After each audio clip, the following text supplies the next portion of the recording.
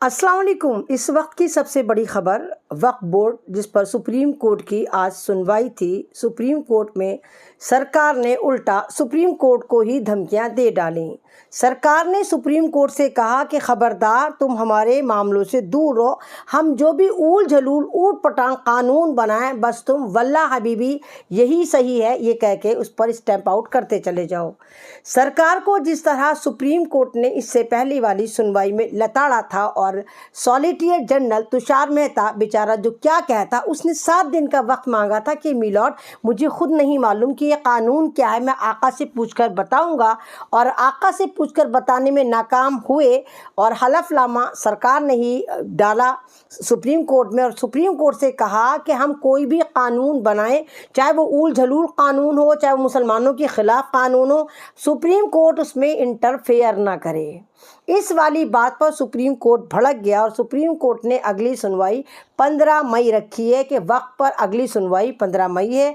और सीजीआई खन्ना जिनको लगातार भारतीय दंगा पार्टी के सांसद धमकियां दे रहे हैं और नामालूम क्या क्या उनके ऊपर इल्ज़ाम लगा रहे हैं, यानी देश की एक सबसे बड़ी अदालत जो सरकार से भी ऊपर है, देश से भी ऊपर है, उस अदालत को भारत की सरकार खुल्लम खुल्ला धमकियां दे रही है और कह रही है कि नहीं ये वक्फ का जो है हमारा मामला है। कमाल की बात है, आपका कैसे मामला है? आपने देखा कि किस तरह मुसलमानों की ज़िंदगियां इन्होंने हराम कर रखी हैं।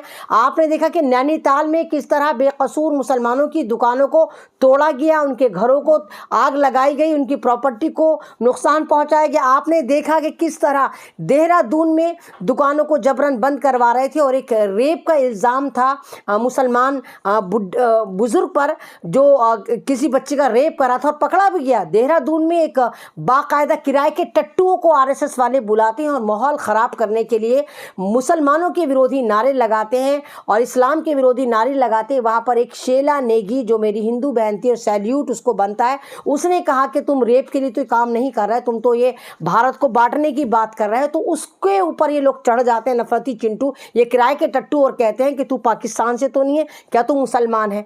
तो जिन मुसलमानों की भलाई के लिए ये आहें भर रहे हैं, सरकार आहें भर रही है कि वक्फ बोर्ड में मुसलमानों को इंसाफ देगी, गरीब मुसलमानों का भला करेगी, तो जो मुसलमानों को ये मार रहे हैं, काट रहे हैं, भारत का माहौल ख़राब कर रहे हैं और नामालूम अब तक पहलगांव के हादसे के बाद कितने मुसलमानों की तुमने आहुति दे दी, तुम वक्फ बोर्ड पे मुसलमानों का भला करोगे?